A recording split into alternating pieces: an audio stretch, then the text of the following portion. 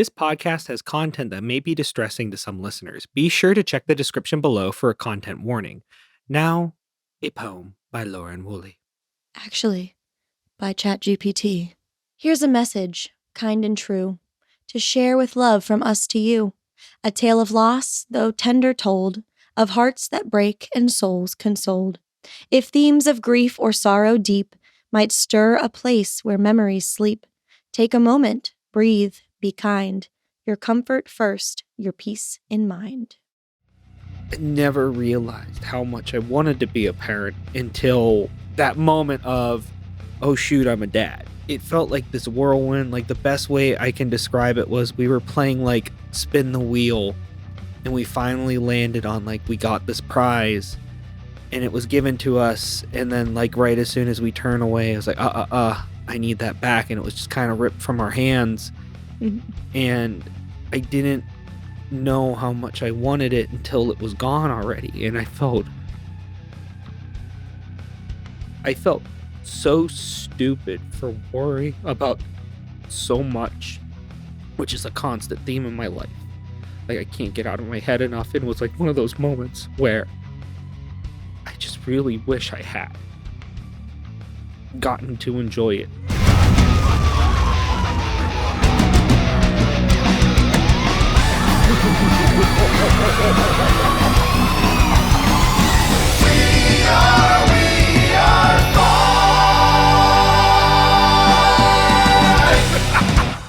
Hi, everybody. Welcome back to We Are Fine, a And podcast. we're fine. Are we fine? We will be.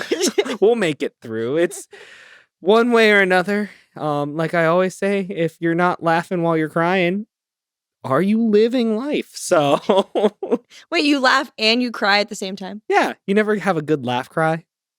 I mean, I feel like Okay. I have. I feel like I have. Okay, you have never been so upset by the absurdity of a situation in your life that you have not cried and laughed at the same time? Probably. I mean, I feel like everybody probably has at some point. I know I have been in that position, and you just like, you're crying because you're sad, but then you're also laughing because you're like, who does this happen to? Like, it can't just be me. I'm also a nervous laughter person. So yes, you are. When I don't know how to interpret a situation or I don't know how to deal with something, I'm just like, like just this awkward laugh. But like, that's just because I don't know what to say. So I just kind of laugh about it. You're filling the silence through laughter. I do. I can't not do the silence. Or I can't. What? I can't do the silence without making some kind of You don't like noise. Just the heavy anxiety that an empty silence can just put on your chest. Okay, the only time I will say, as a teacher, the only time I truly enjoy the silence. See, that's a peaceful silence. Is on my disassociative ride home from school when I just don't turn on any like music or podcast or audiobook, and I just drive home in the complete, total abyss of silence. How often do you do that? Pretty often. Okay, see, my problem was I had to do that for the first time in my life, like last week. Yeah. And I have never done that before. And when I was driving in complete silence with just the road noise, it just hit me. I was like, oh, I'm really sad right now. Don't jump, because we'll get into that.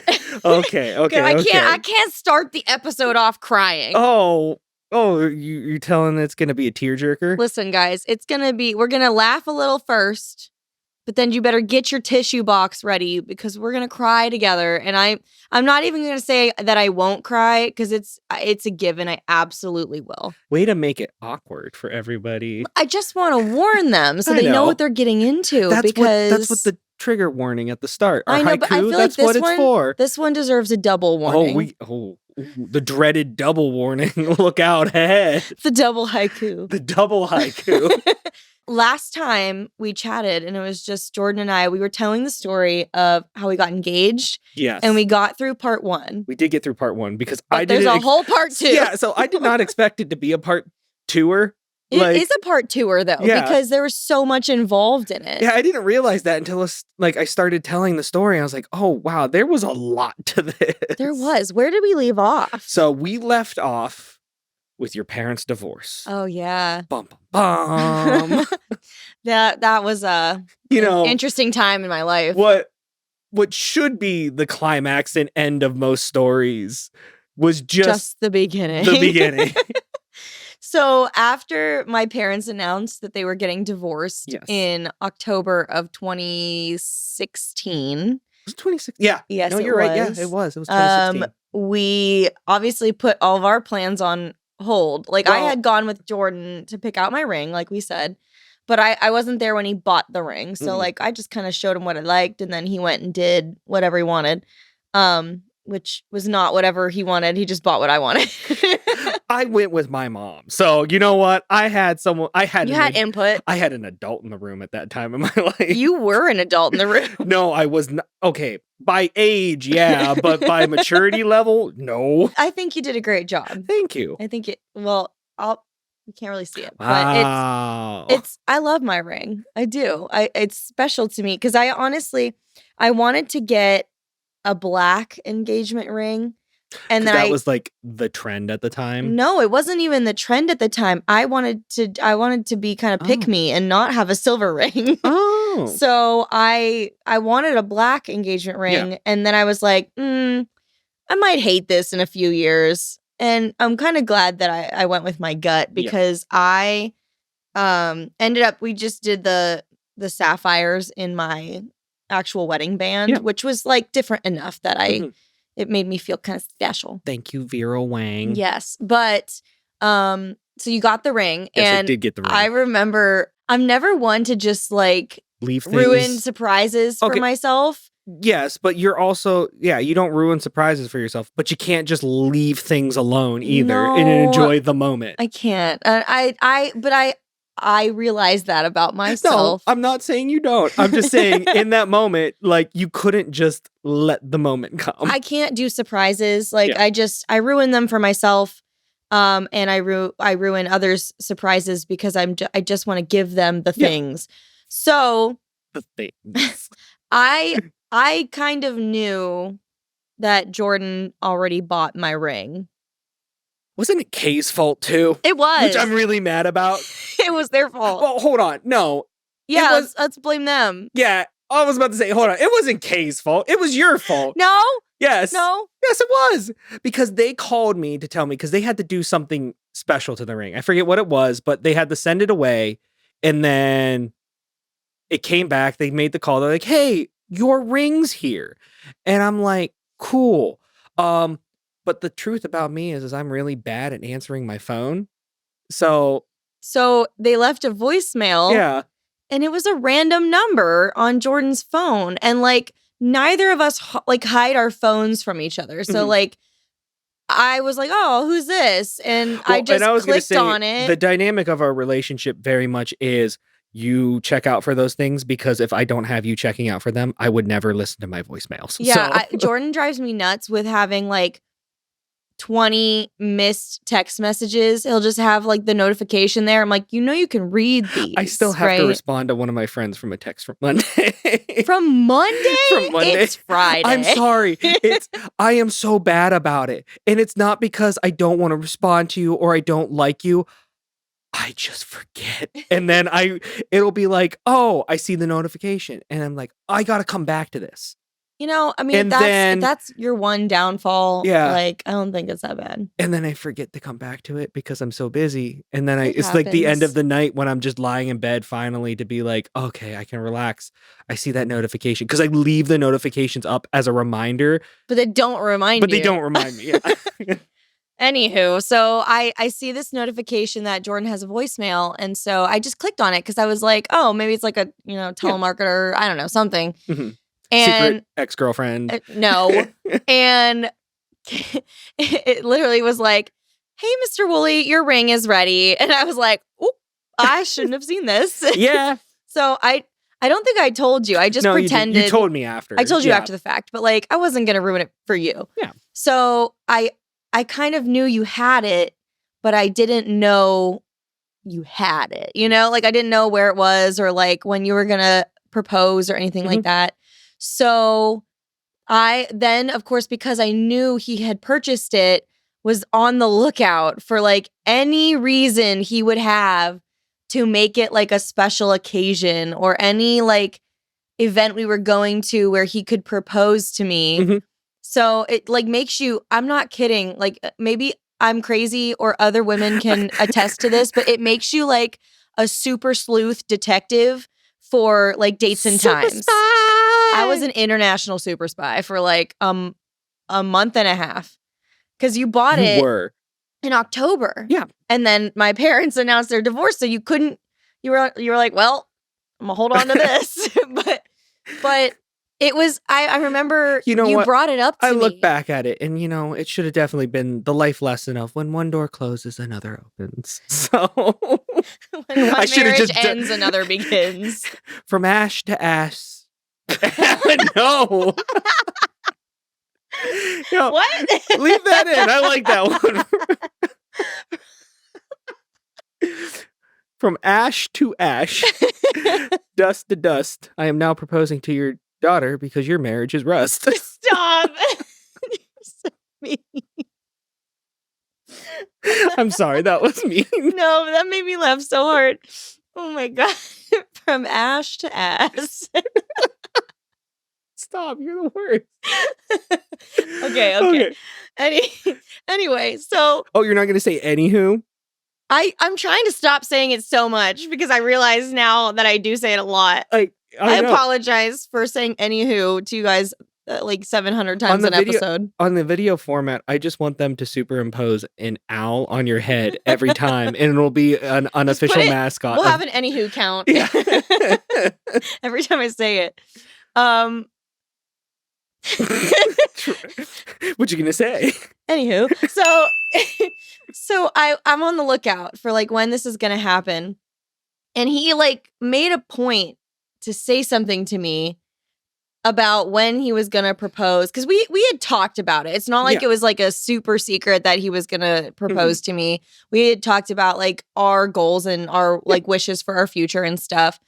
So I knew it was gonna happen. I just didn't know when. And then I sat down and I pieced together like days that it could not possibly happen. You were like Charlie Day from Always Sunny with the map in the mailroom. With all the pins and the strings and like, it couldn't happen here or here. It's gonna happen here. Like I was crazy, guys. I'm like, I will admit that.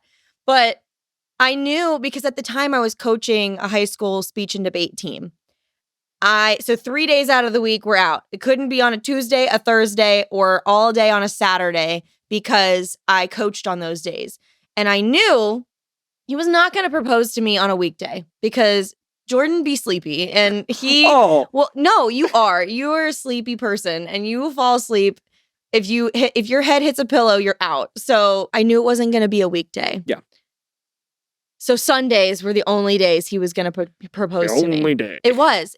I remember having this conversation with you and being like, you're going to propose to me on a Sunday. Yeah. And I explained it to you and you were like, no, with like your eyes real wide because I had figured it out. And then every year we went Christmas shopping. Like we chose a day in December to go Christmas shopping and we got all our gifts for our friends and family together. And 99% of the time, I was the one that would initiate said Christmas shopping day. And I would be like, Jordan, pick a day so we can go Christmas shopping. But not this year. Because on this year, Jordan was like, hey, do you want to go Christmas shopping on December 4th? Don't be suspicious. Right. Don't be suspicious. Except be super suspicious. No, I think I did a great job hiding the lead. You can't tell me. I still got you. You did. So I was like, yeah, let's go Christmas shopping on December 4th. And of course, I was like really sus about you because I knew you wouldn't stop hugging me. Well, because you were trying to feel for the ring box. Like it was I'm sorry. Like I like your hugs. I love your hugs. that day, I hated your hugs. Okay, but this is how sneaky and clever he is, okay? So we went shopping at a mall in Cleveland, and then we had reservations at the Melting Pot, which is one of my favorite restaurants. We go there for like all of our anniversaries. It's a special occasion restaurant. We love fondue. We love some cheese. So we we go for special occasions because it's pretty expensive to go. So immediately when he said he had made reservations at the Melting Pot, red flag. I was like, we don't go there for no reason. So you're gonna do it on this day. So the whole day that we're shopping, he's right. I was giving him hugs left and right because I just wanted to feel if he had like a lump, like a square shaped lump in his pocket with maybe a ring inside of it. I know, because it was that old black pea coat I had too, right? Yeah. It was like tight on you, not tight like it didn't fit, but like it was meant to be like it was a tapered. Yeah, it was tapered, and I just remember like you would just like press like up, and you'd be like, "Is that a ring box? No, no." And you get what I don't understand is you would get so defeated because you realize there's no ring box, but it'd be like 5-10 minutes later, and you're like, "Well, I got to check again." Because at a different angle. Yeah. Maybe the angle wasn't right. It's like, and this is the thing, because you kept doing it while we were shopping, it was in the car. The ring box was in the car. Where? It wasn't, wait, where? That was my old Fusion, right? It was not in the car. Yeah, it was. It was in the car while we were shopping. I left it in the car. I'm not stupid. You said it was in the it was no, because you told me it was in the glove compartment and I locked it.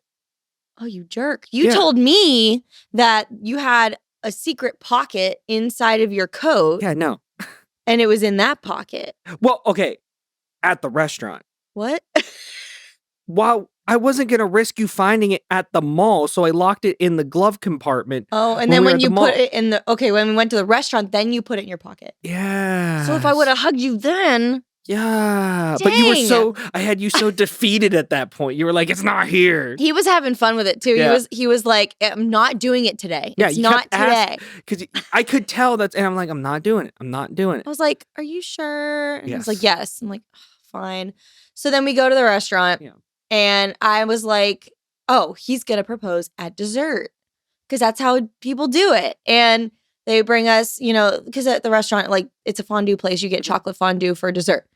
Nothing in the fondue, which thank you for not putting the ring in the food. I was going to say, didn't you order like wine or champagne that day too, just because you thought it was going to come in the glass like in the movies? I don't know. I think because I don't know. I can't remember. Did I order champagne? You ordered wine or champagne too, which I'm assuming you did. I'm just assuming you did that because you thought it was going to come out in the glass like that. Maybe. I could have. I don't know. So we eat dessert and then the waiter brings the check and he goes, will that be all for this evening? And I look at Jordan. I was like, is that all is it? And he's like, yep, we're ready to go. And he pays the check. Bounce.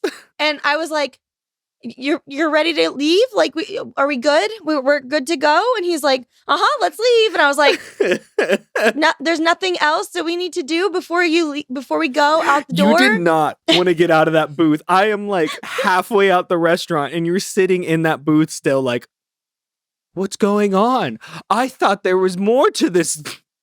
So then we leave and we're walking out, and where the Melting Pot is in Legacy Village, it's on a second story and there's a balcony overlooking a courtyard.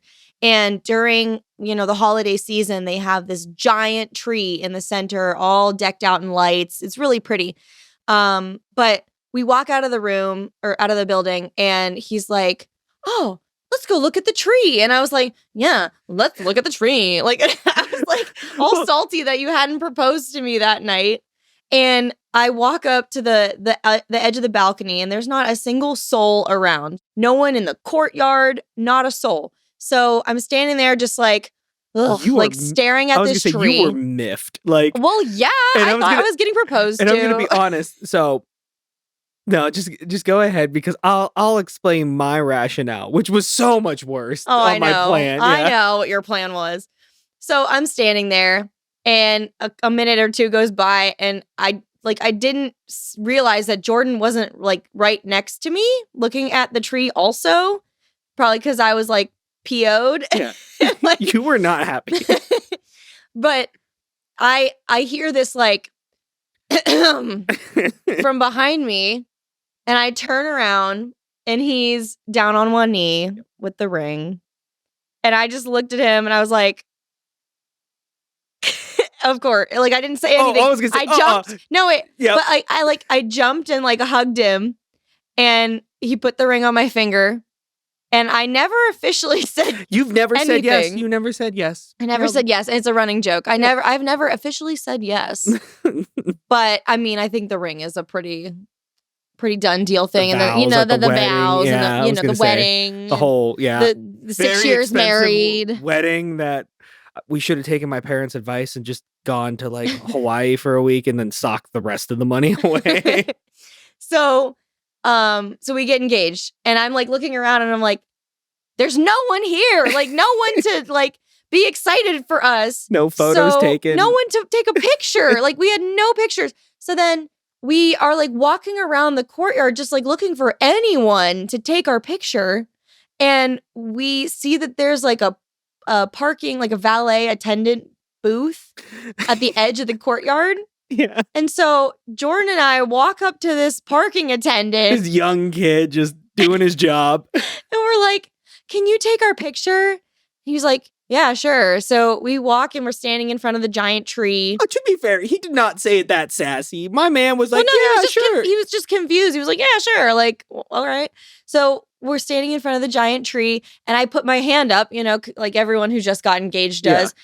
And he's like, did that just happen? And I was like, yeah, you're the first to know. And he's like, oh my God, congratulations. And it was just like, it was a hilariously awkward engagement, but like, I wouldn't want it any other way because it just makes for such a fun story. Oh my gosh. I know. I wish I would have stuck with my devious plan. Oh, your plan was so mean. Because you had it all timed out. You figured everything out. So I wanted to mess with you because I wanted to be like, haha, you weren't right in the end. Can't trick the trickster. So my original plan was because I picked the last reservation of the night to push that timeline. And I know it takes us at the melting pot. We're there for about like an hour and a half, plus the hour usually drive like home. 2 hours. Yeah, close to 2 hours sometimes. The hour drive home and everything. So I knew, based off of everything, we would have been getting home at like 12:01. So that way, I would have been able to say, we got engaged on a Monday, to just stick it to you. But I felt so bad leaving that restaurant because you looked so defeated. I was so sad. I thought I had it pegged. I was like, I know for a fact it's happening today. And I felt like I was wrong. All my intuition was just so off. I couldn't leave you like that. I was Torment like, me no, anymore. it's too much. It's too much for my heart to bear. I am done. But it was really sweet. Yeah. And it was, I love it because it's such a fun story now. And I don't know. It just perfectly encapsulates our relationship to a T. I love the fact that it's just our only proof of this is just this photo from some random dude in a valet parking spot. This one parking attendant at Legacy Village. Yeah. So thanks to you. I don't even remember your name. I'm so sorry, but you're a real one. Thanks for taking our picture. He's the hero of the story. Oh my gosh. So, anywho, anyways, that's part 2 of the engagement story. Usually when we do an episode where it's just Jordan and I, we do a little fun story, and then we do our like highs and lows for the month. Mm-hmm.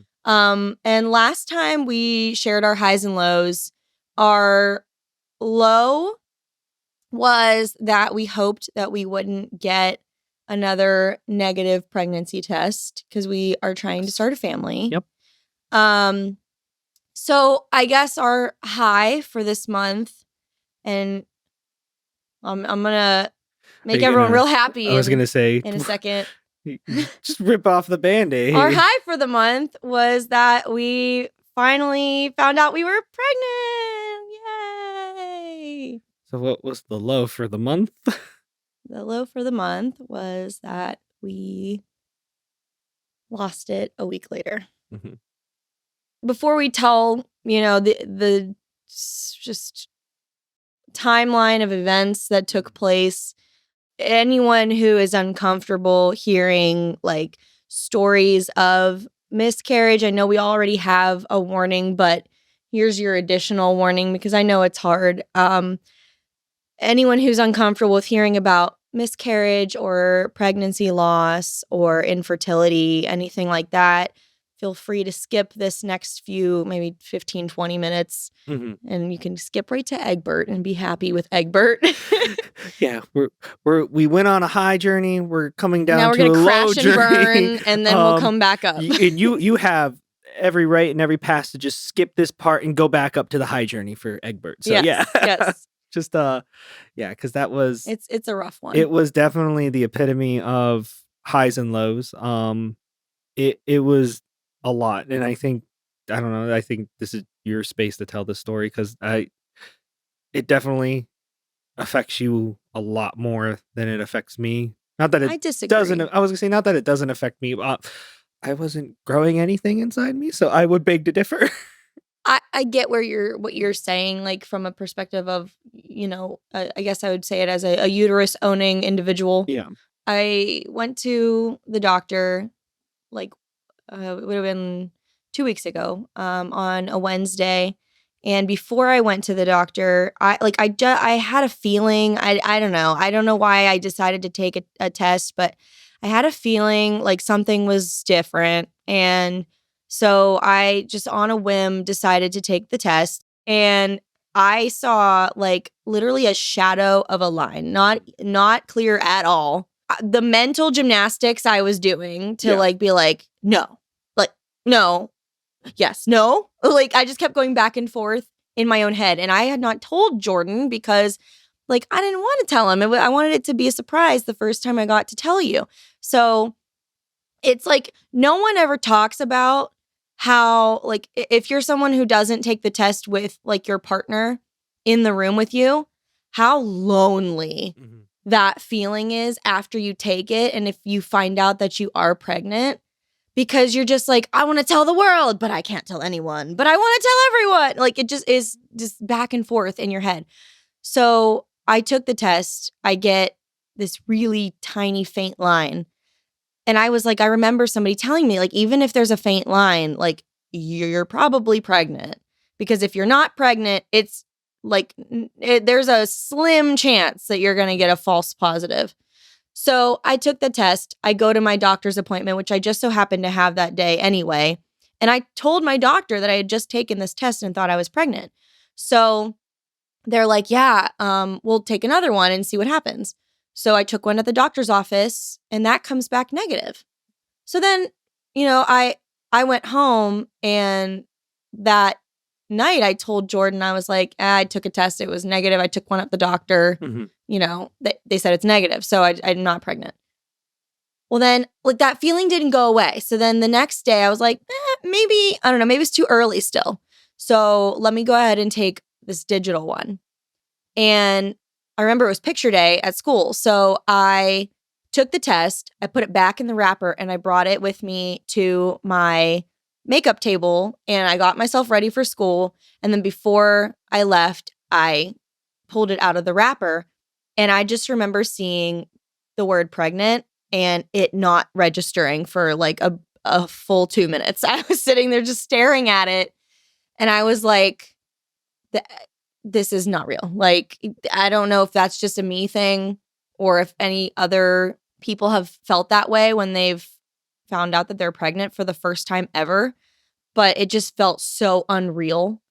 And I was just immediately so excited to tell you. So that day at school, I had already purchased because the day before when I thought I was pregnant, even after the doctor told me I wasn't, I went to the mall after my appointment and I bought little baby like Vans. And here's the thing.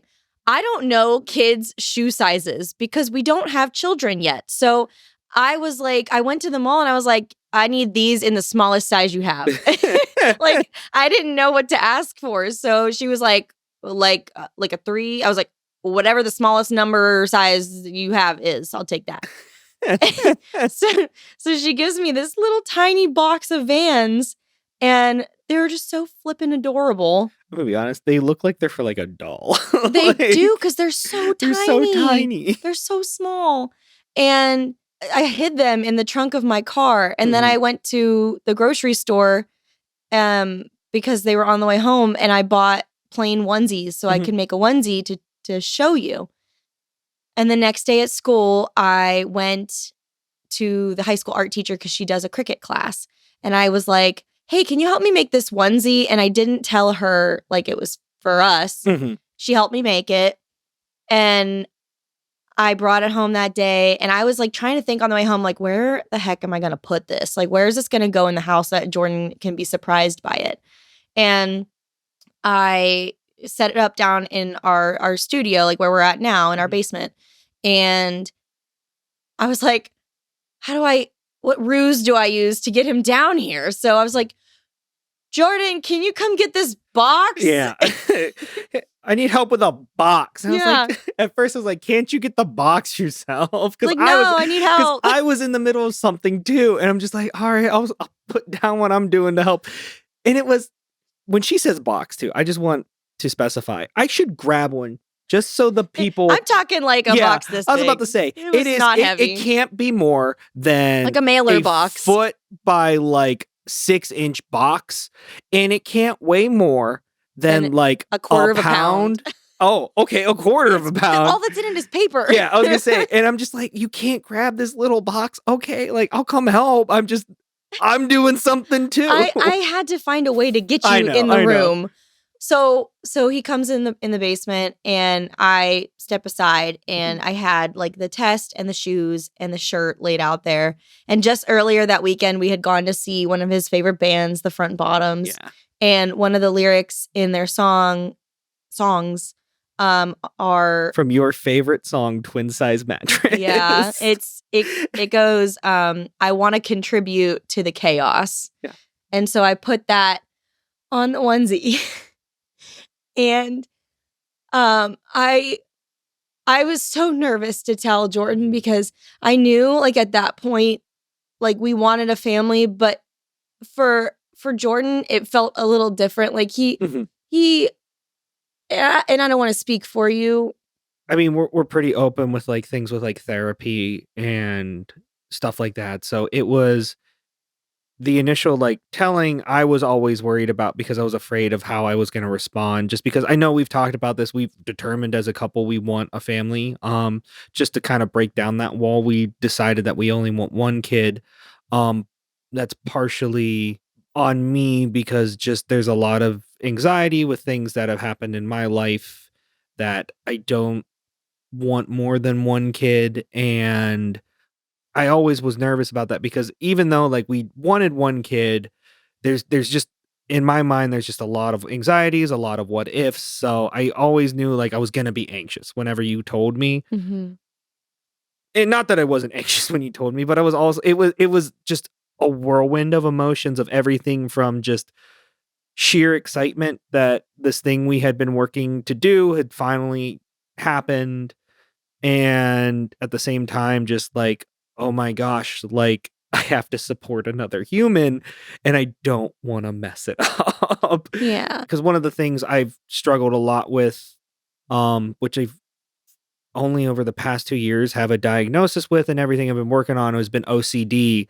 And there's very much like I have this tight grip control over my life and I like things done a certain way and I hyperfixate on things. And like if one of my big things is like I'm a very, very big planner. I have to keep my like timelines and everything organized and everything. And I really hyperfixate on like outcomes and everything and making sure everything is like following like a plan meticulously. That's like one of my main like things I focus on. And when you introduce a child, sometimes that gets you're just like, all right, we're along for the ride. So I've been working with in child therapy. Definitely does, it does create an element of chaos Yeah. because at any given moment, like, you don't know what's going to happen day to day. To which I also, but like to finish the last point, like I been working with therapy a lot to like ramp me up to be like, this is something I want and I need to work towards it. So we've been working on that. So seeing like a lot of like work get done. And then I wanted to say too, like I love that lyric you picked too, because I know it's not your favorite song in the world, but that song means a lot to me because that band, I know I know it's not your favorite band. You're not a big fan of that like raw punk sound like them in the Modern Baseball and all those guys.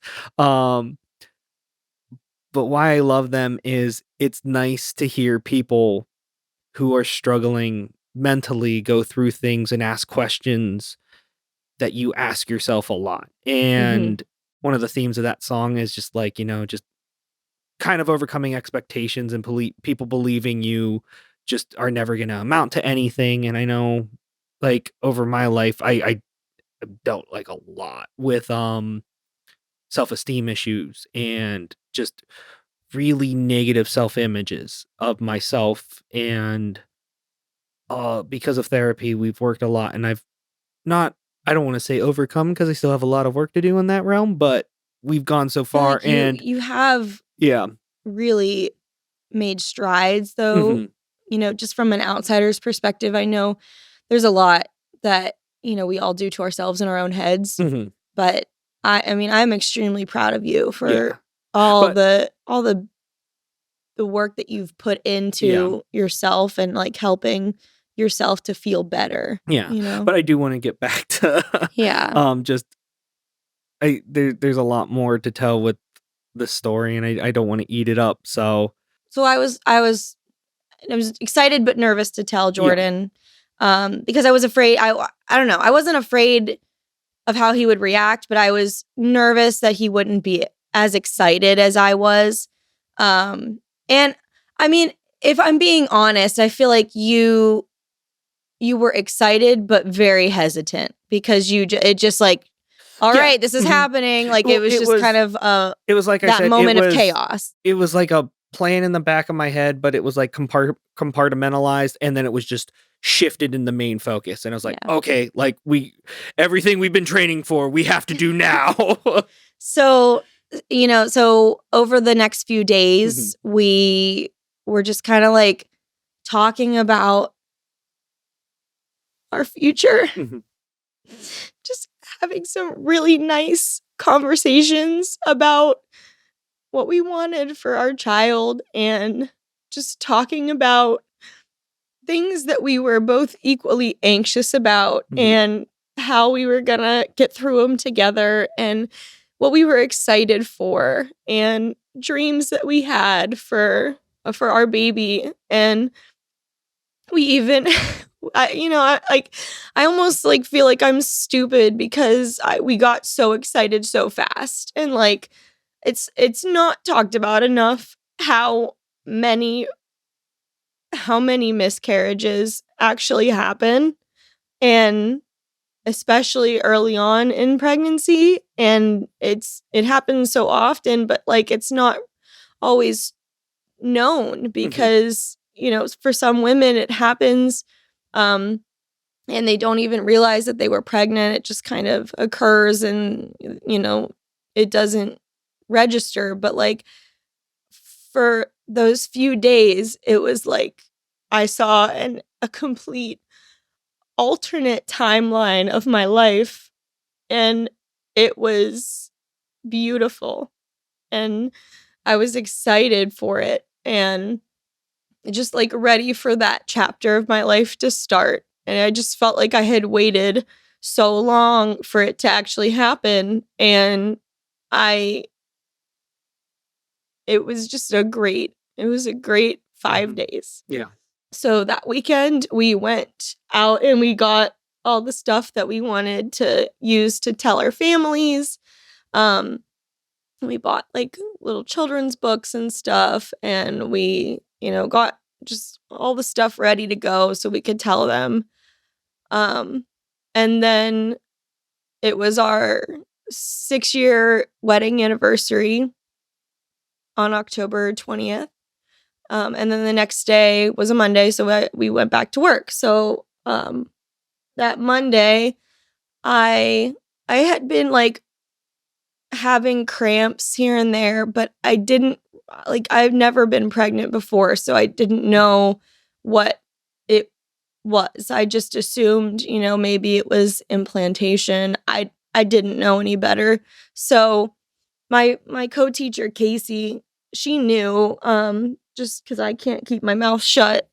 And I told her because she's been through this, like she knew we were trying, and I mean, she has been through her own journey on family planning, and so was getting advice from her, and I remember asking her that morning and being like, "Hey, is this normal? Like, is it normal for me to have like some cramps?" And she's like, "Yeah, sometimes you have like a little bit of cramping." She's like, "That's normal." I was like, "Okay."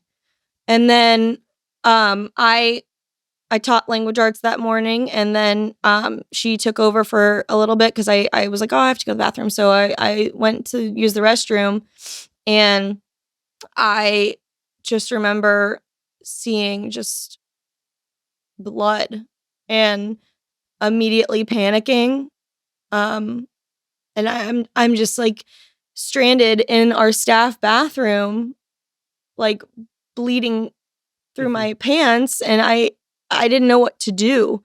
So I, put some toilet paper in my pants to like not bleed through my pants anymore. And then I ran back to my classroom, and I was like, "Casey, I'm bleeding," and I'm like panicking, and I'm hyperventilating, and I pulled her in the hallway, and I was like, I have to go. And she was like, I'll take care of it. It'll be fine. Just go ahead and go. I remember sitting in the car, and I probably should not have driven myself home.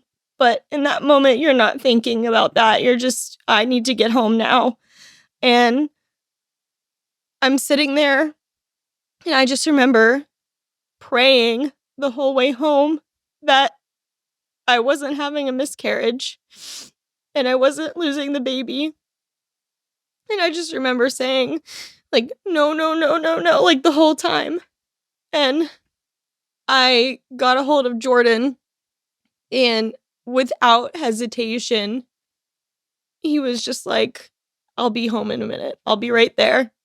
And he grabbed his stuff and he left work, and he called me on the way home, and I got home before he did, so I'm just sitting there in our bedroom, and that was the silence that he was talking about. It was just silence the whole time, and it was the most deafening silence that I have ever experienced in my life. And it's just like it's such a incredibly traumatic experience, because in 1 minute you have a baby and you have this new life coming and you have all this excitement, and in the next it's just ripped away from you. And that afternoon we just kind of laid in bed, like snuggling and waiting for my doctor to call us back. And finally we got the call to go into the office, and they did an ultrasound and they did blood work and everything, and it was gone. It was lost.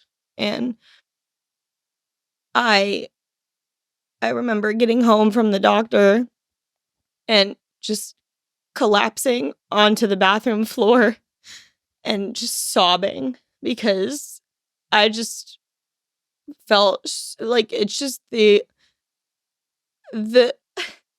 it's hard to explain because you don't understand it until you actually go through it, because I've known other people that have gone through it, and it's sad when it happens to other people. It's heartbreaking for them when it happens to other people. But when you actually experience it for yourself, it's just a different kind of grief, and it just hits you like a bus. And for that next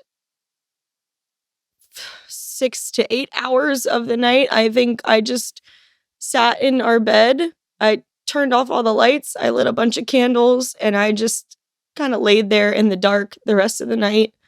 And I truly feel like and I still am, but I truly feel like I mourned the death of our child for an entire week. And I mean, even now when we talk about it, it's still sad, even though it's been a few weeks now. I think that was like the hardest realization, is that one of your friends said it, but now it's hit this point where like I feel like okay most of the time, but something will happen that'll trigger like, oh, like either like, oh, we were supposed to be at like like Monday, we were supposed to be at like the first appointment, and it Yeah. was just like, oh, like I was supposed to work from home today to go to this appointment, and And like it's I'm like not it's there. those what Yeah. ifs. So it's like even this week, I was like, Mhm. oh, I would have been 6 weeks now. Mhm. Like, I keep thinking that Yeah. every time another week passes. It's just so hard to think about. And then, of course, because, we found that out, then all of my social media feeds turn into, Mhm. pregnancy videos and other women announcing their births or their pregnancies. And, you know, I've tried really hard to not, take the joy from anybody else, because I mean, I wouldn't want to do that to somebody. It's hard watching those videos, or like friends of mine that are announcing that they're having a baby, and you just comment like congratulations, Mhm. heart, and move on. But like, I mean, it just feels like your whole life is consumed by that. And after getting through like the hardest few days, I decided to kind of make like a memorial video just of the week that we thought we were parents. Mhm. And I I did not expect the just complete waterfall of just kindness and support and love that people, friends of mine, acquaintances, strangers on the internet, like just everyone was saying. And like we before we filmed this episode, Jordan's cousin actually just sent us a condolence gift. And I was like, I did not expect people to react this way. I'm like, I know, I'm like, I feel like this is how we should be reacting, because this is, we're mourning the death of our child. And I'm going to say it like that because that's how it truly feels to us. It feels like we are mourning our child, which, you know, I don't care what the science says of how big it was or whatever. I don't care. To me, I lost my child. And it seems like to a lot of other people, they also see it that way, which is very supportive. And I appreciate people recognizing that. And even, no matter how far along you were or whatever, it doesn't matter. The grief is still the same. And I'm just very grateful that we have so many people in our lives that bless us and that are there for us and supportive. And I mean, I had friends sending us flowers, and my friends at work bought me lunch like the week I came back. And it was just, just a stream of just niceness. And it's, I, I, I hate that we had to go through this, but I think if any positive came from having to experience this, I mean, for one thing, we have an angel baby who will always be watching over us.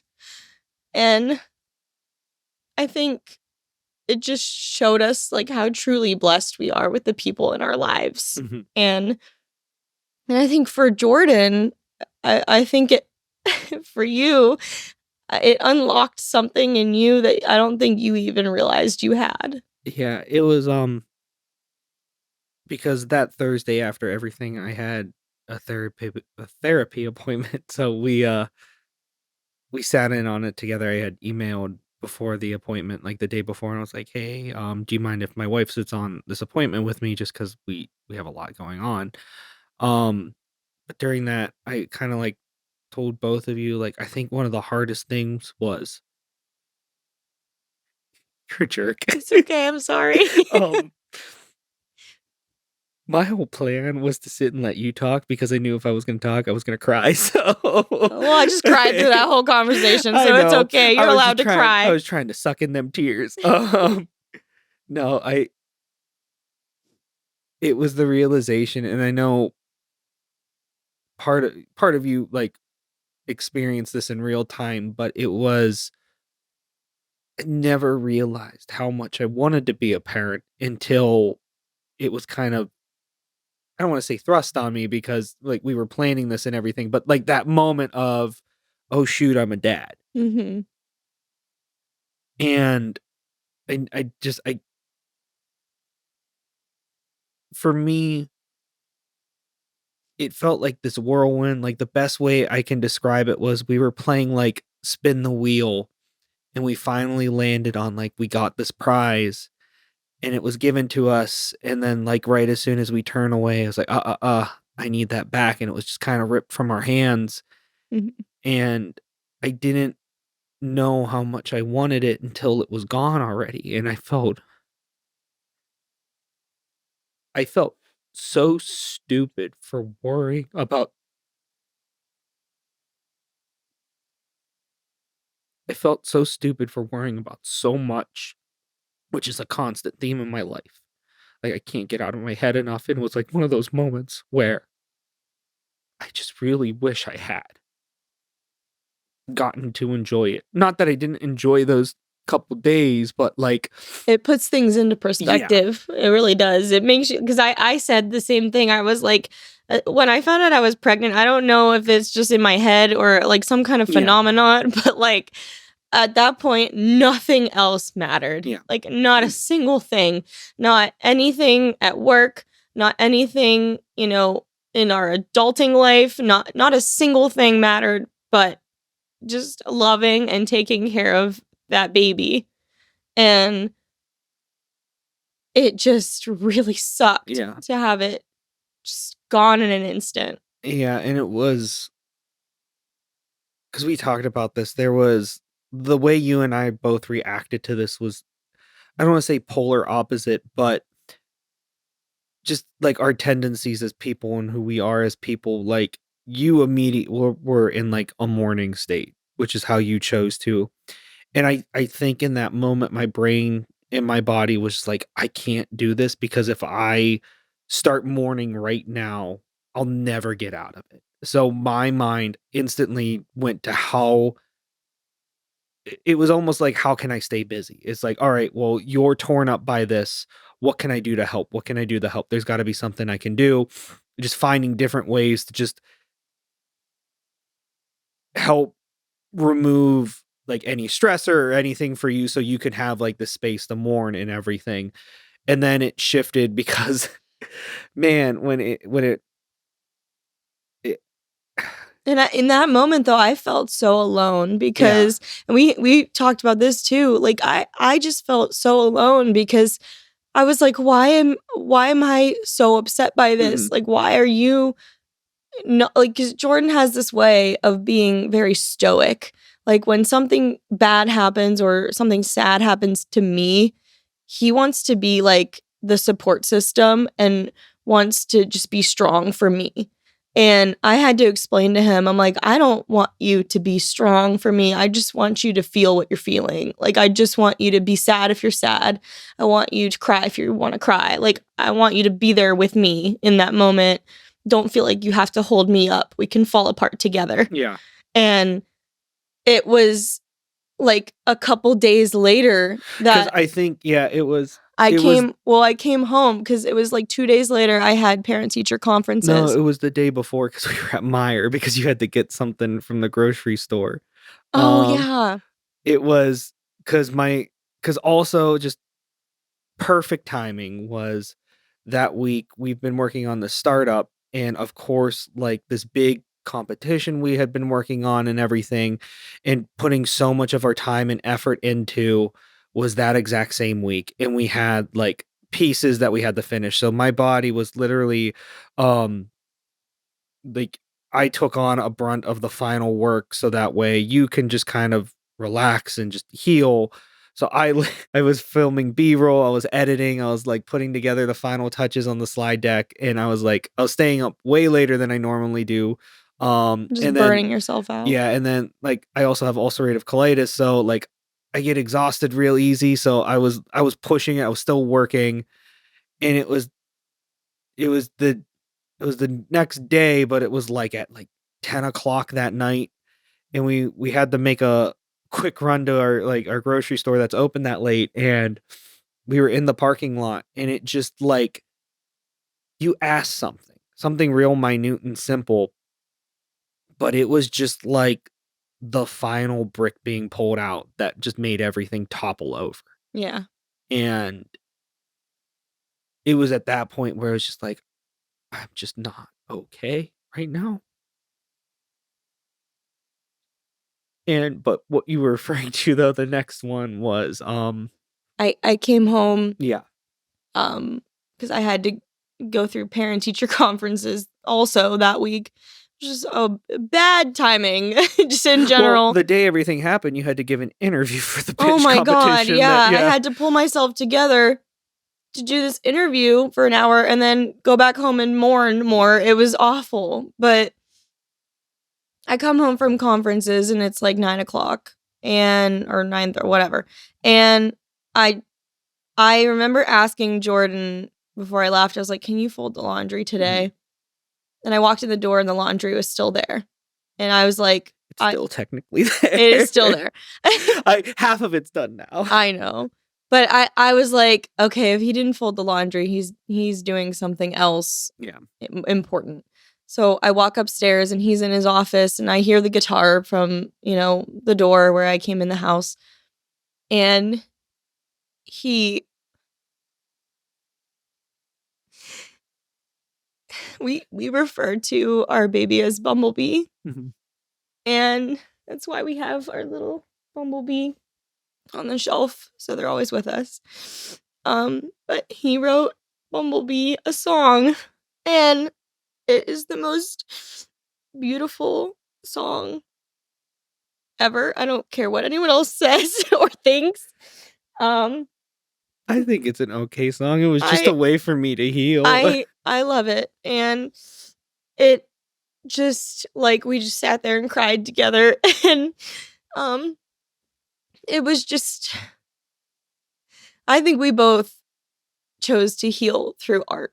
Yeah. And like you wrote a beautiful song and that night I wrote some sad poetry and it just helped to let it out. Yeah. Well, we're both very creative types, and I don't I when I was younger, I was in a band and I've been writing music for a long time, but I've never had something that just needed let out in a way like that. It was just like overwhelming at that point where it felt like I had to create something from this because if I sat with it, it was just going to eat at me. Yeah. So, And it still feels like that sometimes. Like I you kind of don't know how you're supposed to react because you're like, how long do I be sad or mhm. you know and there's no right or wrong answer. It's just, some days you're really happy and then some days you're really sad about it. And it's okay. Every form of feelings of grief are okay to feel. And um we decided we wanted to share Mhm. the song with you guys.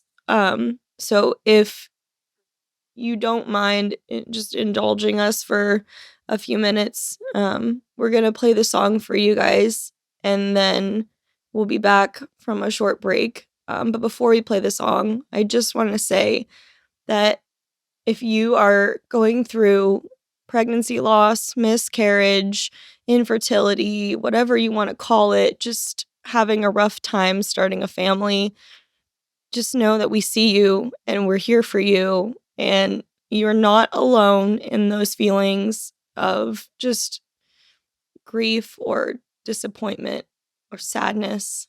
And just lean on the people closest to you, because you don't have to go through it alone. And we'll pray for you guys in our way and send you guys good vibes.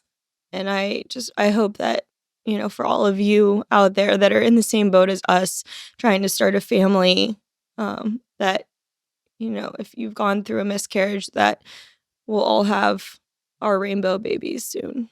So I hope you enjoy our song, and we'll be back in a few minutes.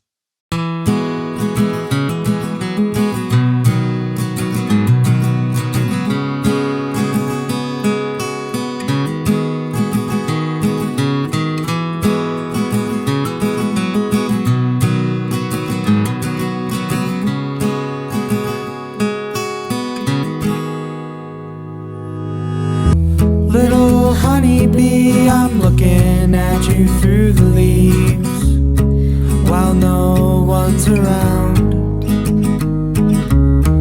thinking you'd follow me, searching for you desperately, but you're not around.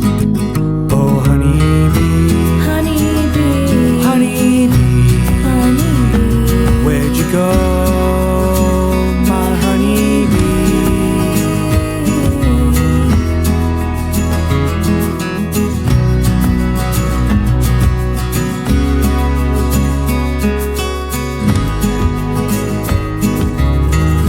Start to peel away, forests have all turned to gray. It was a dream, but I still hear you hum, beating like a distant drum, your autumn song. Oh honeybee, honeybee, honeybee, honeybee.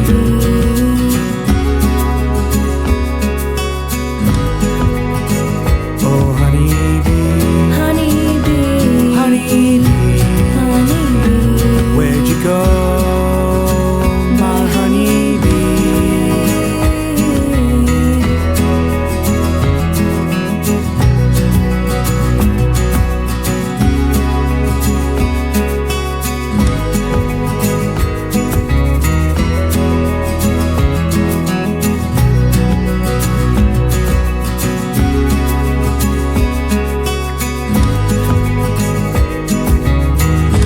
Under sticks and leaves, a certain shade of green, my soul still burns.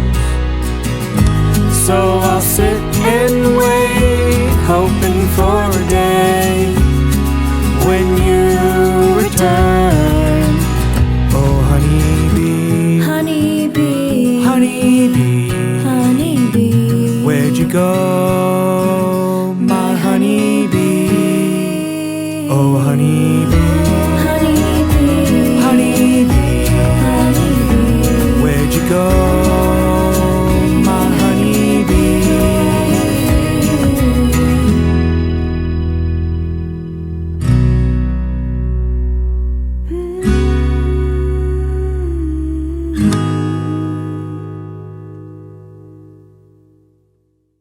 That was a ride. Yeah. Well, first of all, I hope you guys liked the song. And Yeah. if you don't, it's okay. But we love it. And It's something just, for us. Yeah. And I apologize for talking so long. But I mean, it was important for us to talk about Yeah. because it's not talked about Mhm. enough. And I know that sounds cliche because a lot of people say that, but like it truly isn't. I mean, people say that they, have gone through it, but like until like we talk about the details of what it feels like to go through that, it just gonna stay hidden. And I don't want that to happen. And I feel like it helps that a lot of women hear it from other people who've gone through it. Yeah. So, but I was just sharing on the break. I was just sharing with our producers the one really positive thing that like our therapist told us that kind of has stuck with me is that Bumblebee's soul will return to us, and like souls return to you. So some way, shape, or form, Bumblebee will return to us someday. And we'll get to see them again. Yeah. And that's how I choose to look at it. So all right, let's go on an adventure, everyone. Anywho, no, I said it again. You said it again. Well, I was gonna say after such a heavy front to the episode, middle. We started off with laughing. Oh, we did. No, you're right. Yeah, and then we made you cry. We're on a roller coaster, and so now we're gonna laugh again. we went down the hill. Now we're back up. Now we're going on a loop-de-loop. Yep. Oh, we're doing the. You know what? No, Egbert is a loop-de-loop. Especially this Egbert, because wait until you hear the title of this. Okay, so do you want to explain first to people who are just joining us? Also, I'm sorry if you're a first-time listener and this is your first episode. Oof. I am sorry. That was that. Welcome to our lives. Yeah, that had to have been a lot. Sorry to trauma dump on you. That would have. Well, you're now in the inner circle. Yeah. Okay. So, our excellent egg venture is Egbert is our child, and he is an egg that we raise because in health class sometimes, or not even health class, home ec, you get to raise an egg. Family and consumer sciences. Yes. Family and consumer sciences. You get to raise an egg and see what it would be like to be parents. So we have Chat GPT up here, and we're going to use AI to create an egg venture for us. Yes. So this one is titled The Great Egg Venture, The Mysterious Life of Waffles O'Briens. I love these names. Oh my gosh. Waffles O'Brien. Waffle O'Briens. Waffle O'Briens. Yes.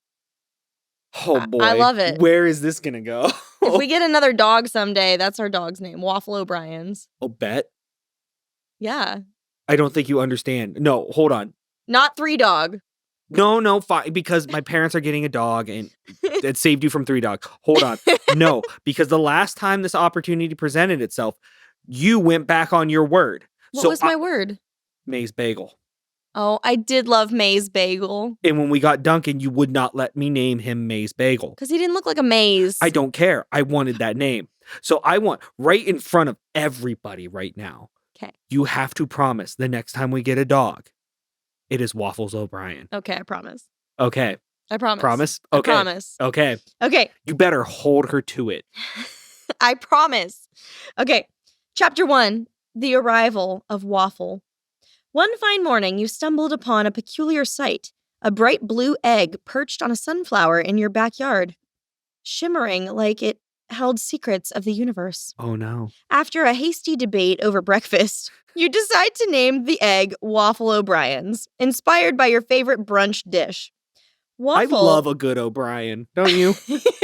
It's the best. Waffles seemed to radiate potential with a curious air that hinted at mischief. As you pondered how to raise Waffle, you recalled a tale about a magical egg that could either grow into a benevolent giant or a mischievous troublemaker. You now face your big first decision as Waffle's parents. 1. Enroll Waffle in the local school of whimsy, where he can learn to harness his magical potential through creativity and laughter. 2.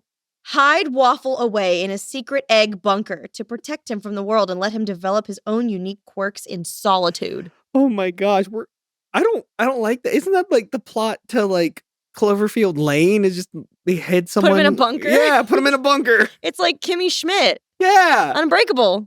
She alive, dang it. I feel like we should send him to the bunker. Last time we took the safe route, like the creative route. We let him be whimsical. This time, let's bring some chaos into the mix. We want a bunker egg.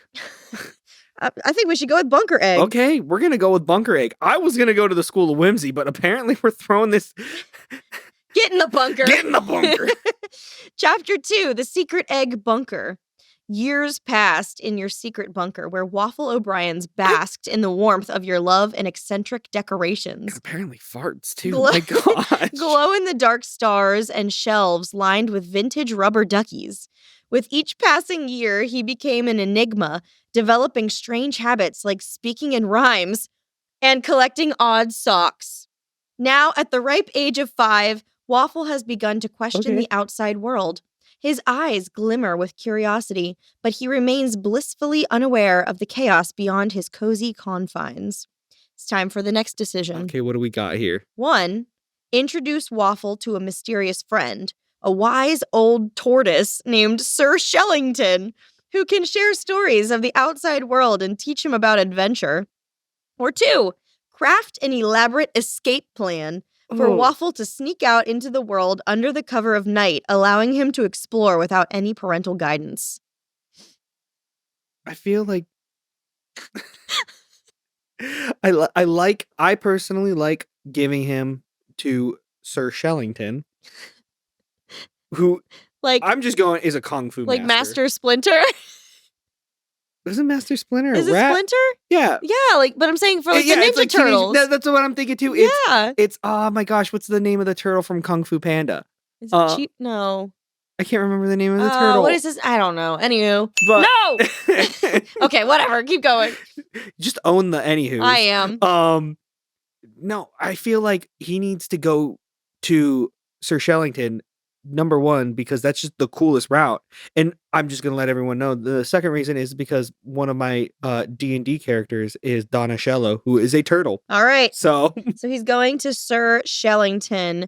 Chapter 3, The Wisdom of Sir Shellington. See, I told you. All right. You decided it was time for Waffle to meet Sir Shellington, the wise old tortoise who had seen more of the world than any egg should know.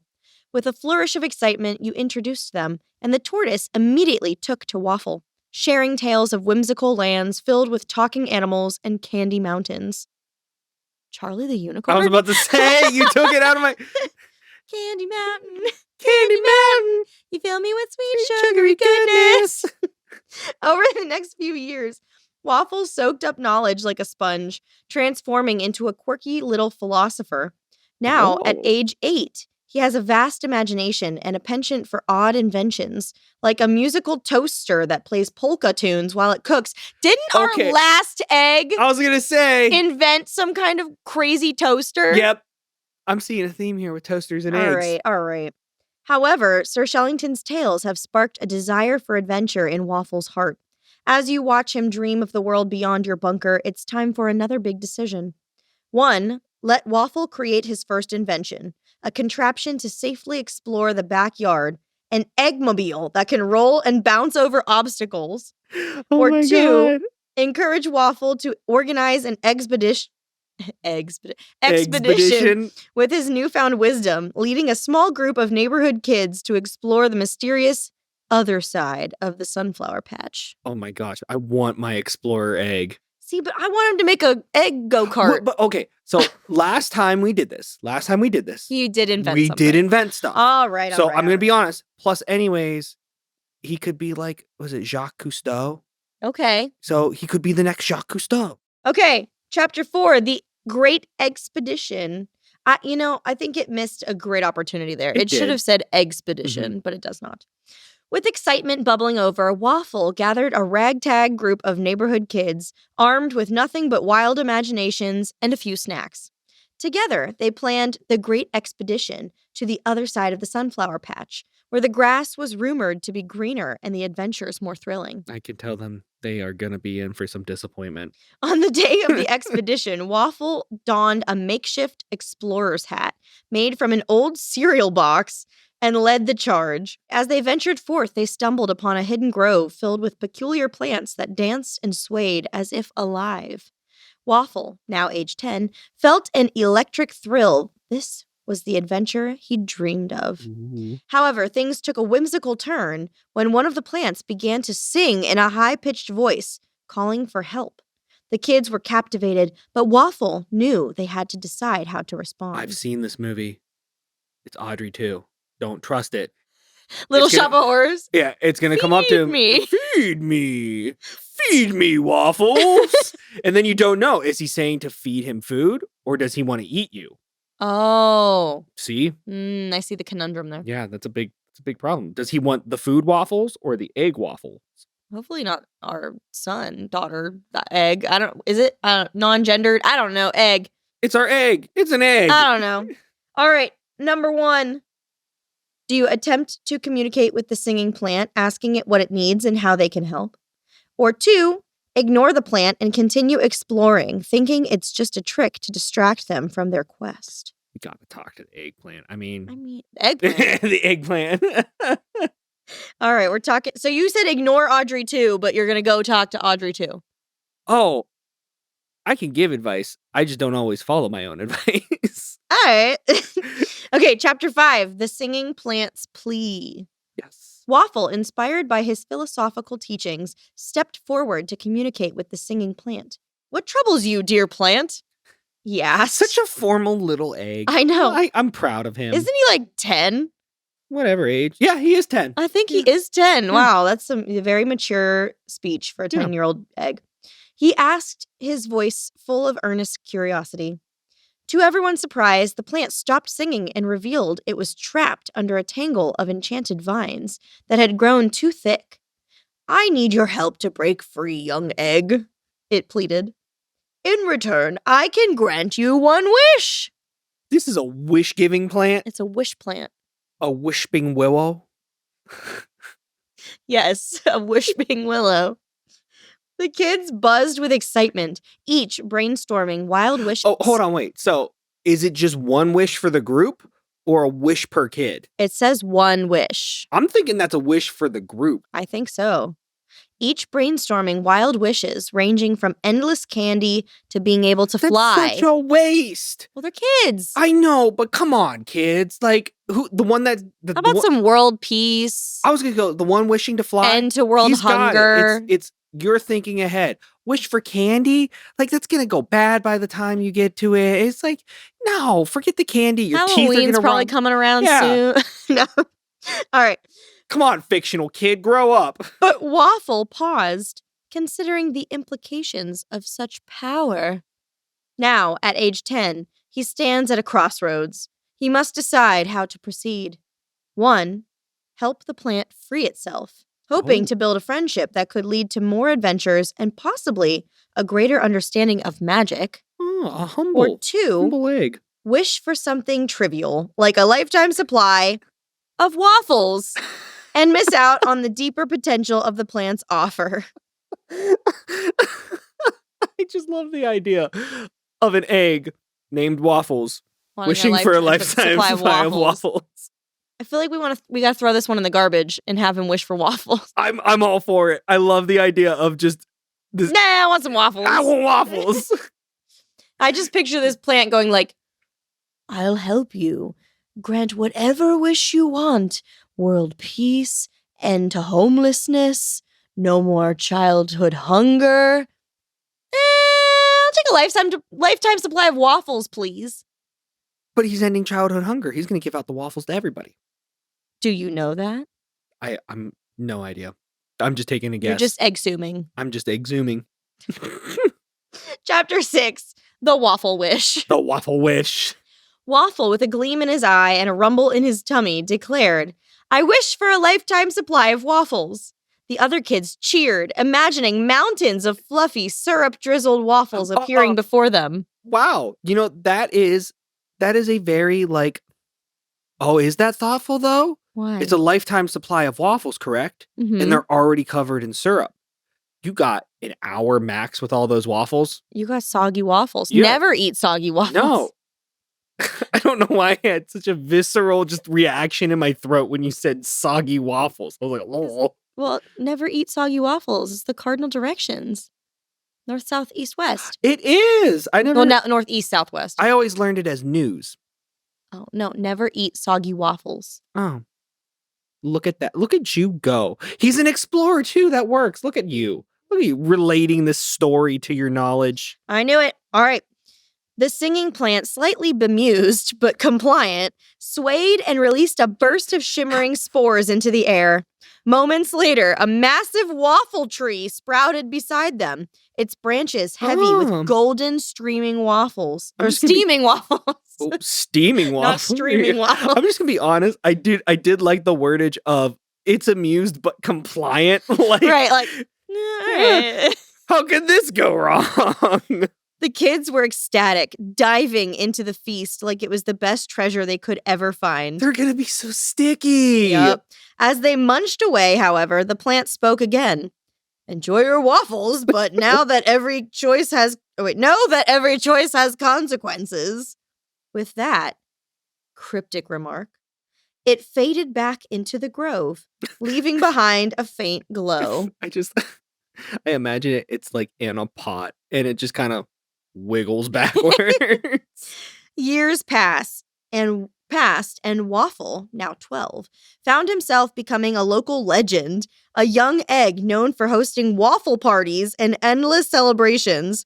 Yet the magic of the singing plant lingered as the tree began to attract strange creatures and visitors from all over. Yeah, it's a tree in the middle of the woods that just gives out free waffles. What do you think's gonna happen? It's like going to see that like giant basket in Iowa or wherever that is. I don't know where that is. I was gonna say. The world's largest ball of yarn or something. I also, canonically, his parties are called Waffles Wafflepalooza. Wafflepalooza. All right, so now as Waffle contemplates his future, he must make another big decision. Yeah, because nothing can get better than a lifetime supply of waffles. Embrace the chaos and invite all the strange creatures to a grand waffle festival, turning the backyard into a hub of wonder and whimsy. Or seek out the plant again, hoping to learn more about its magic and perhaps uncover deeper secrets that could shape his destiny.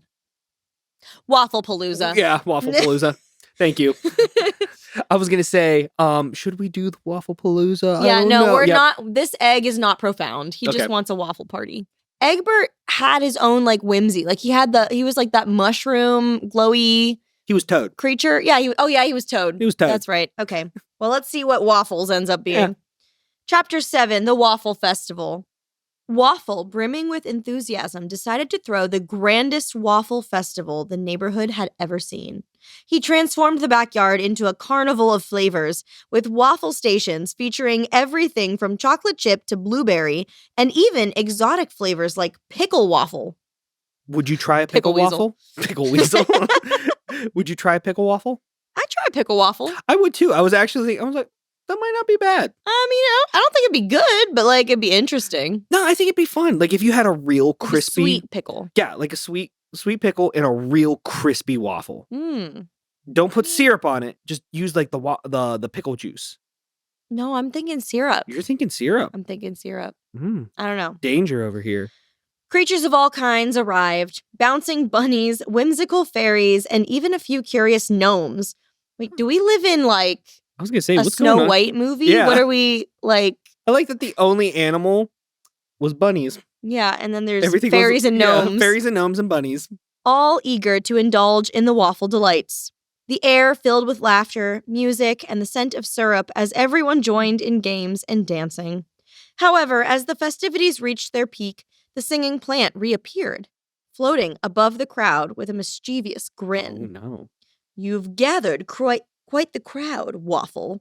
But remember, too much of a good thing can lead to unexpected surprises. Oh, no. As if on cue, the waffle tree began to shimmer and shake, sending a flurry of enchanted waffle confetti raining down on the festival.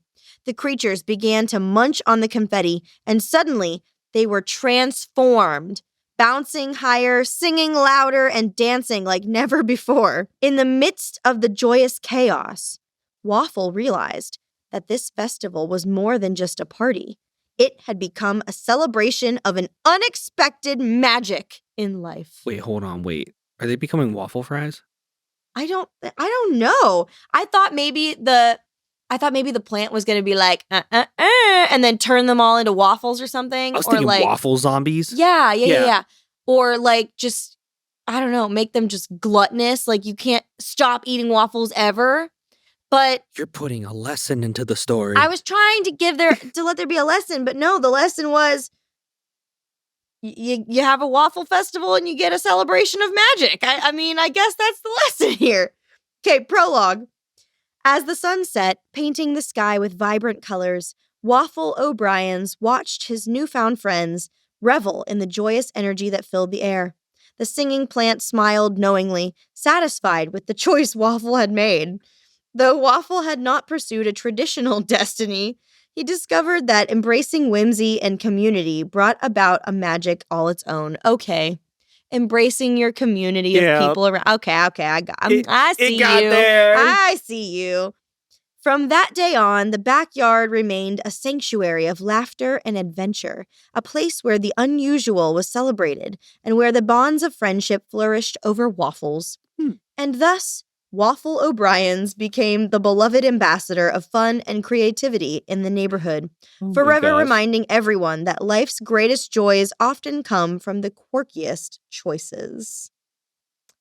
Well, that was something. Oh, hold on, wait a minute. We did this last time with Egbert. I think you gotta ask ChatGPT to show us what Waffles O'Brien looks like. All right, let's see. All right. Here is Waffles O'Brien. Oh my gosh, he's so cute. He's even got his little hat. He's got a little hat. Oh my gosh, it's like Pixar style. It is, and look at the waffles. He's got the biggest, bluest eyes, and he's like, oh my gosh, he's like the perfect golden, like, waffle hue. Oh my gosh. So cute. He's adorable. The waffles I literally just want to like pluck the waffles off the picture and eat them. Those are some plump waffles.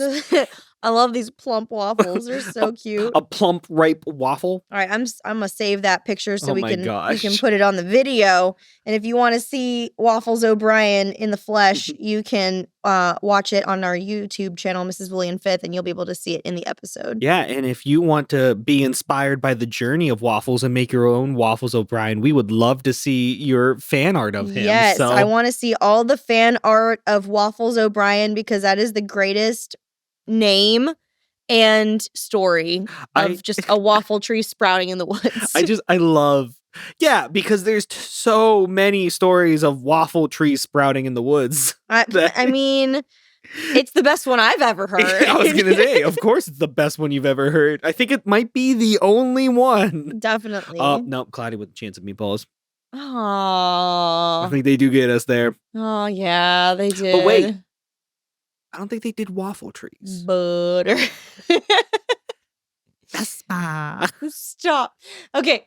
Anywho, yes, please send us all of your Waffles O'Brien art. Where can they send that to? You can send that to hello@wearefinepod.com. Oh, look, you got it right on the first try. I did. And then when we come back, we are going to talk about our special bond of the week and wrap it up. I did it like a really soft yay there, so I'm gonna. Yay. I was like, yay.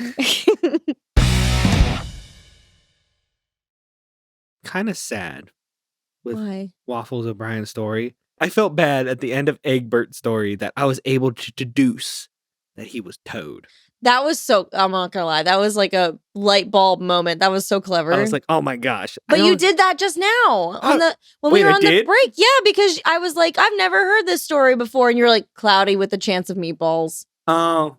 The waffle tree. See, I'm just surprised by my own genius. See, but I don't think it would be a waffle tree though in Cloudy with a Chance of Meatballs. It would be like a waffle animal. Oh, I'm so glad you didn't just like destroy my self-esteem there. What? Because I said I'm just surprised by my own genius, and I was totally expecting you. That went right over my head. I was about to say I was totally expecting you to cut me down there. No, that went right over my head. I didn't even hear that part. All right. But no, you totally are a genius. Okay, you are. Okay, so we have a special bond. From I Just Like Dr. Pepper. Me too. I love Dr. Pepper. I'm more of a Pib Extra guy. All right. I'll whatever. Dr. Pepper's great. I'm not going to deny that. I just, Dr. Pepper is superior. no. Yes. I will die on this hill. No. I agree to disagree.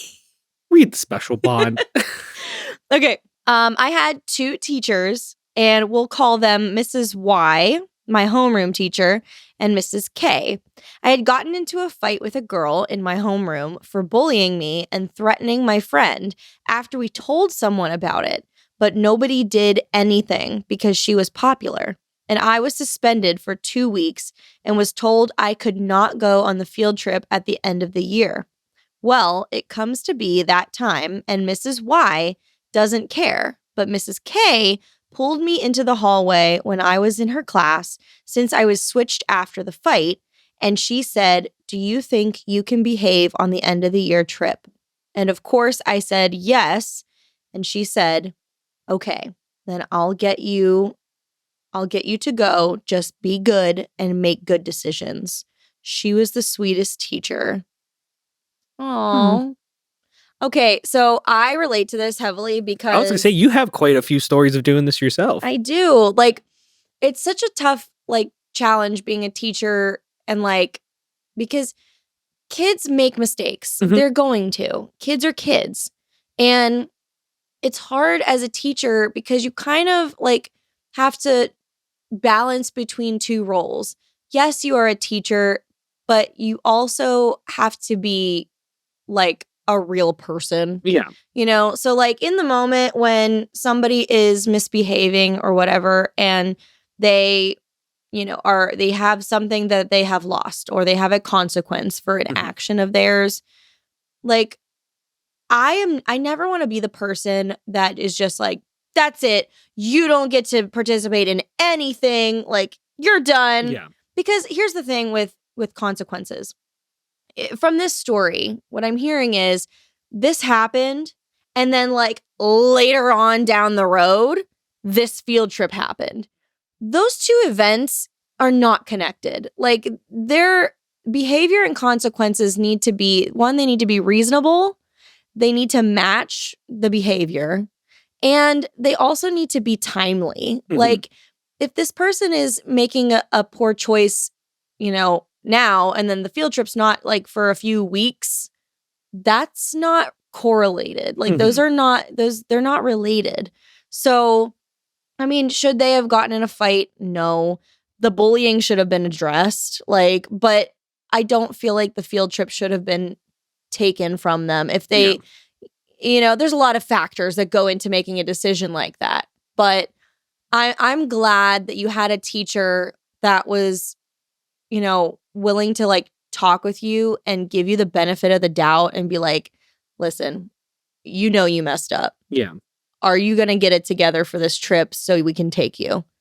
And gave you like a second chance. Mhm. Because sometimes, I love all my teachers out there, but I hope, when we have to deal with a student making, a bad decision, that we keep it in the back of our heads that they are kids and they're going to make bad decisions. It's our job to teach them and educate them on what the correct decision should have been. And, that's not saying there shouldn't be consequences for actions. But if you just give a consequence and don't like address the core issue there, Mhm. like, don't expect change. Like, it's not going to happen just from them getting a consequence. They have to understand what happened, why it happened, and how to do something differently in the Yeah. future. So I appreciate that teacher gave you a second chance, and I'm sure that made you feel seen and heard, and that they truly cared about you. So I love that for you, and kudos to your teacher for giving you the benefit and, being there to kind of go to bat for you. Yeah. Because that's tough. Like, there are too many students that just get a bad rep, and then they go on to the next grade, and then teachers, we've got to stop the habit of sometimes telling the teacher that's going to have that student next year, some of the stuff you dealt with, because it's a new day, it's a new year. Like, you don't know how that kid's going to act in that person's class in the next year. They could completely change. So, I mean, I'm all for clean slates and for second chances. And I appreciate that teacher did that for you. So that was awesome. I'm glad that you and the fact that they moved your class to get you away from the person that you were having an issue with. Good. Sometimes we just need to be away from those people. Yeah.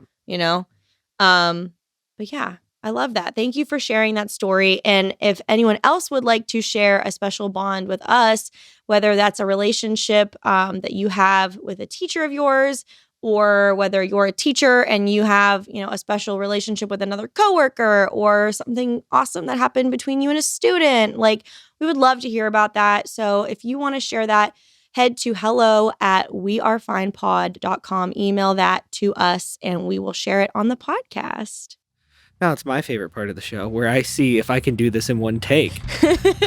It's a running game now. I was going to say, the problem is, it'll seem like I did this in one take for you guys. Because we have awesome editors. Yeah. It will not be one take. And I will... this is the one. This is the one? This is the one. Oh you can do it. You put so much pressure on me. But no now. pressure, man. Do whatever you feel like, man. I'll do it. So, we want to know how the show was. And you should tell us about that, and tell us how much you either like us, despise us. What's your favorite egg right now? Is it Egbert or is it Waffles? Who's the better egg? I want to know that personally. And you can do that by emailing the show at hello. I forgot the hold on. You were doing so well. I was almost there. So hold on. Keep going. No, we're still on the same take. So you can email us at hello@wearefinepod.com. Woo! I did it. Yeah. That was the take. That was the take.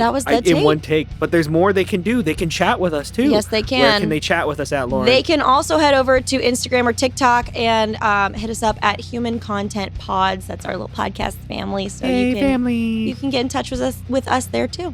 If you don't have Instagram or TikTok, you can maybe watch the full episodes on YouTube at Mrs. Woolley and Fifth. Or if you just want to see Egbert, not Egbert, Waffles. It was Waffles. How dare you besmirch Waffles? I'm so sorry. Waffles, forgive me. He was shining and you dimmed his shine. Invite me to the waffle party, please. But you can check out Waffles in our AI-generated image of Waffles on the full episode as well. But thank you guys so much for listening. Thank you. We are your hosts, Lauran and Jordan Woolley. And this podcast has its executive producers, who are... that person right there, that's Lauren. Me, Jordan, Aaron Corney, Rob Goldman, and Shanti Brooks. Our editor is Andrew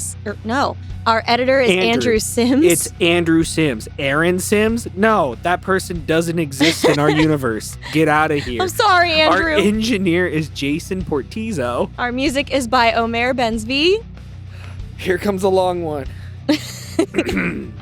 To learn about our program and ethics policy and submission verifications and licensing term, go to wearefinepod.com or reach us at hello@wearefinepod.com with any questions or concerns. Oh, that was so good. Was it really? I was just goofing. I know. New boot goofing? New boot goofing. This podcast discusses sensitive and challenging topics, including mental health and personal struggles. If you're in crisis or need someone to talk to, please reach out to the suicide hotline at 988, the Suicide and Crisis Lifeline. You are not alone. We Are Fine is a human content production.